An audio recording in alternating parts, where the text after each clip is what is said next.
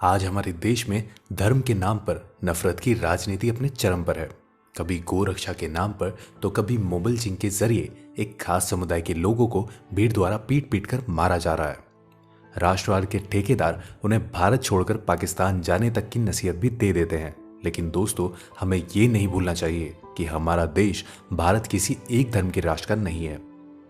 इस बड़े देश को बनाने में सभी धर्मों के लोगों ने अपना योगदान दिया है, चाहे वो देश की आज़ादी की लड़ाई हो या फिर आज़ादी की बाद से आज तक भारत में हुआ विकास कार्य।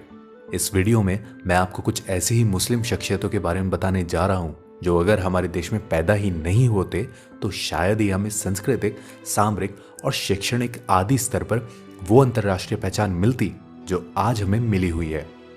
नमस्कार दोस्तों, द मिस्टिकल एंड पर आपका स्वागत है।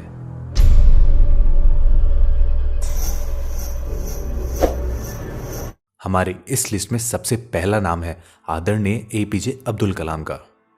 APJ Abdul Kalam, missile man APJ Abdul Kalam का जन्म 15 अक्टूबर 1931 को रामेश्वर में एक मुस्लिम परिवार में हुआ था। उनके पिता का नाम जैनुलाब्दीन था, जो एक नाविक हुआ करते थे। बेसिक शिक्षा हासिल करने के बाद कलाम ने 1957 में मद्रास इंस्टीट्यूट ऑफ टेक्नोलॉजी में अपनी डिग्री हासिल की और 1958 में एक वैज्ञानिक के रूप में defence research and development organisation यानी DRD को ज्वाइन किया। फिर 1969 में कलाम को प्रोग्राम डायरेक्टर के रूप में इसरो भेजा गया, जहां उन्होंने PSLV यानी पोलर सैटेलाइट लॉन्च व्हीकल को डेवलप किया, जिसके बाद भारत अपने लॉन्च व्हीकल से सैटेलाइट लॉन्च करने में सक्षम हुआ। लेकिन कलाम यही नहीं रुके। इसरो से मिली सफलता के बाद उन्होंने 1980 के दशक में DRDO के साथ मिलकर न्यूक्लियर मिसाइल पर काम करना शुरू किया और 1983 में पृथ्वी जैसी मिसाइल का निर्माण कर भारत को सामरिक रूप से भी मजबूत कर दिया।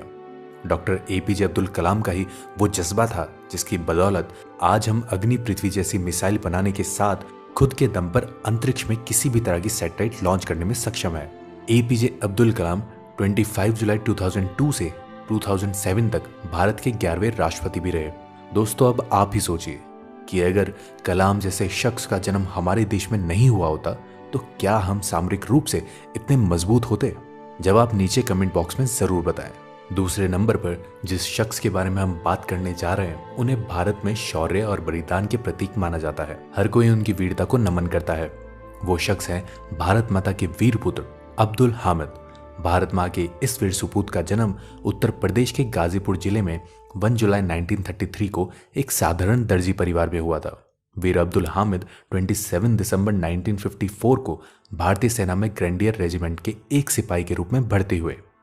लेकिन कुछ ही दिनों बाद इनके साहस को देखते हुए सेना ने उन्हें 4th ग्रेनेडियर बटालियन में भेज दिया और इस रेजिमेंट के लिए काम करते हुए 1965 में भारत पाक युद्ध के दौरान दुश्मनों से लड़ते हुए वीर अब्दुल हामिद शहीद हो गए। पर शहीद होने से पहले अब्दुल हामिद ने अपनी गन माउंटेड जीप से उस समय अजय समझे जाने वाले पाकिस्तान के 5 पेंटन टैंकों को नष्ट कर दिया। उनकी इस वीरता के लिए भारत सेना ने उन्हें अपने सर्वोच्च मेडल परमवीर चक्र से सम्मानित किया। हम तो अब्दुल हामिद की वीरता को ताउम्र सल्यूट करते रहेंगे, पर आपकी इस पर क्या राय है हमें जरूर बताएं। नंबर 3, मोहम्मद हिदायतुल्लाह। हिदायतुल्लाह का जन्म 1905 में उत्तर प्रदेश के वाराणसी में हुआ था। हिदायतुल्लाह पहले ऐसे मुस्लिम थे जो chief justice of India, vice president of India और प्रेसिडेंट ऑफ इंडिया जैसे उच्च पदों पर आसीन हुए। हालांकि राष्ट्रपति के रूप में उनका कार्यकाल एक्टिंग प्रेसिडेंट के रूप में रहा। इसके अलावा वो एक बड़े कवि, शिक्षावादी और कानून के ज्ञाता थे। नंबर 4, यूसुफ हामिद। यूसुफ ख्वाजा हामिद दवा बनाने वाली कंपनी सिप्ला के अध्यक्ष हैं। सिप्ला फार्मास्यूटिकल की मार्केट में एक बड़ा नाम है। ये कंपनी विश्व के 100 देशों में अपने 1000 से ज्यादा प्रोडक्ट बेचती है। हामिद सिप्ला के अध्यक्ष होने के साथ साथ एक साइंटिस्ट भी हैं। उनके नेतृत्व में ही सिप्ला ने कैंसर, डायबिटीज जैसी बीमारियों के लिए कम कीमती वाली दवाएं बनाई। हामिद के इस काम के लिए भारत सरकार द्वारा 2005 में चिकित्सक विज्ञान के क्षेत्र में उन्हें पद्म भूषण से सम्मानित किया गया। नंबर 5, सानिया मिर्जा। सानिया मिर्जा भारत की सबसे सफल महिला टेनिस खिलाड़ी हैं। सानिया मिर्जा का जन्म 15 नवंबर 1986 को मुंबई, महाराष्ट्र में हुआ था। सानिया मिर्जा ने इंटरनेशनल लेवल पर कई मेडल प्राप्त कर हमारे देश का नाम रोशन किया है। वो अब तक 6 बार ग्रैंड स्लैम टाइटल जीत चुकी हैं। देश को कई मेडल दिलाने के बाद भी जब सानिया मिर्जा 2010 में पाकिस्तानी क्रिकेटर शोएब मलिक से शादी की तो कुछ लोग इसे देश का अपमान समझ लगे, लेकिन शादी के बाद भी सानिया ने भारत के लिए खेलना जारी रखा। नंबर 6, जाकिर हुसैन। जाकिर हुसैन एक तबला वादक के रूप में विश्व भर में जाने जाते हैं। उनकी इस कला ने उन्हें अपने देश भारत में ही नहीं बल्कि विश्व भर में प्रसिद्धि दिलाई। वे अपने तबले की धुन से लोगों के दिलों को छू जाते थे। इसी अद्भुत कला के लिए उन्हें भारत सरकार द्वारा 1988 में पद्मश्री और 2002 में पद्म भूषण से सम्मानित किया गया।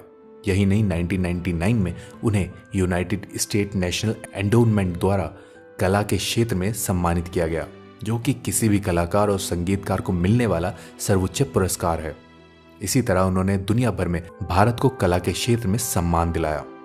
नंबर 7, आज़म प्रेम जी। आज़म प्रेम जी का जन्म 24 जुलाई 1945 को मुंबई के एक नाजिर इस्माइली शिया मुस्लिम परिवार में हुआ था। आज आज़म हाशिम प्रेम जी भारतीय सॉफ्टवेयर कंपनी विप्रो के अध्यक्ष हैं। भारत के लगभग 2 लाख लोग विप्रो के लिए काम करते हैं। आज़म प्रेम जी ने भारत की शिक्षा की बेहतरी के लिए आगे बढ़कर काम किया। प्रेम जी को भारत का सबसे बड़ा दानवीर भी कहा जाता है। वो हर साल भारत के स्कूलों के विकास के लिए करीब $2 बिलियन का दान करते हैं। सन 2005 में भारत सरकार ने उन्हें पद्म भूषण से सम्मानित किया था। इरफान खान। इरफान खान भारतीय फिल्मी अभिनेता हैं और वे बॉलीवुड में अपने दमदार अभिनय के लिए जाने जाते हैं। इरफान खान का जन्म एक मुस्लिम परिवार में जयपुर में हुआ था। उन्हें अभिनय के लिए कई राष्ट्रीय और अंतर्राष्ट्रीय अवार्ड्स मिल चुके हैं।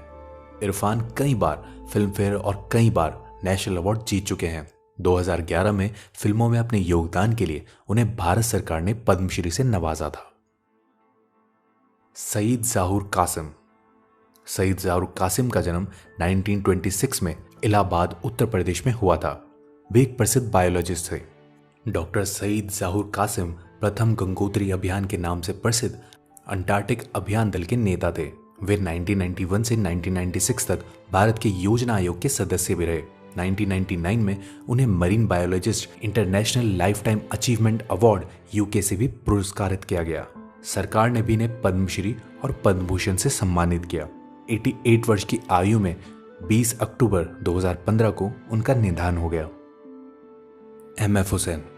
मकबूल फिदा हुसैन का जन्म 17 सितंबर 1915 में महाराष्ट्र के पुंडपुर में एक सुलेमान बोहरा परिवार में हुआ था। मकबूल फिदा हुसैन, जिन्हें एम.एफ. हुसैन के नाम से भी जाना जाता है, एक फेमस अंतर्राष्ट्रीय भारतीय चित्रकार थे। एम.एफ. हुसैन को भारत का पिकासो भी कहा जाता है। सन 2008 में एम.एफ. हुसैन सबसे महंगी भारतीय चित्रकार बन गए थे, जब क्रिस्टीज की नीलामी में उनकी एक चित्रकला लगभग 16 लाख अमेरिकी डॉलर में बिकी थी। हालांकि उन्हें कई बार अपनी चित्रकारी के कारण विवादों का भी सामना करना पड़ा था। वो माधुरी दीक्षित की खूबसूरती के बड़े प्रशंसक थे और मरने से पहले उनकी कई तस्वीरों को कैनवास पर भी उतार चुके थे। कुछ विवादित हिंदू देवी देवताओं की पेंटिंग बनाने के बाद उन्हें भारत छोड़कर जाना पड़ा था और 2011 में उन्होंने अपनी आखिरी सांसें कतर के नागरिक के रूप में ली थी। ए.आर. रहमान। ए.आर. रहमान का जन्म हालांकि एक हिंदू परिवार में हुआ था, लेकिन बाद में उन्होंने मुस्लिम धर्म को अपना लिया था। अल्लाह रखा रहमान हिंदी फिल्म के एक प्रसिद्ध संगीतकार हैं। रहमान गोल्डन ग्लोब अवार्ड से सम्मानित होने वाले पहले भारतीय हैं। ए.आर. रहमान ऐसे पहले भारतीय हैं जिन्हें ब्रिटिश भारतीय फिल्म स्लम डॉग मिलेनियर में उनके संगीत के लिए 2 ऑस्कर अवार्ड मिले थे।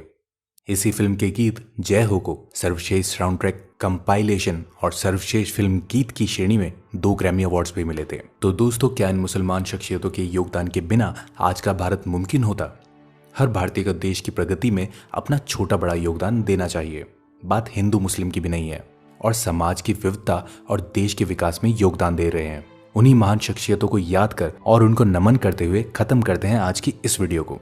आपको ये वीडियो कैसी लगी, और अगर आपको इस सूची से इत्र कोई नाम सूझता है तो सबके साथ कमेंट बॉक्स में साझा करें। YouTube पे सब्सक्राइब और लाइक करें। ये वीडियो अच्छी लगी हो तो सबके साथ शेयर भी करें। फिलहाल हमें इजाजत दीजिए। आपका बहुत बहुत शुक्रिया।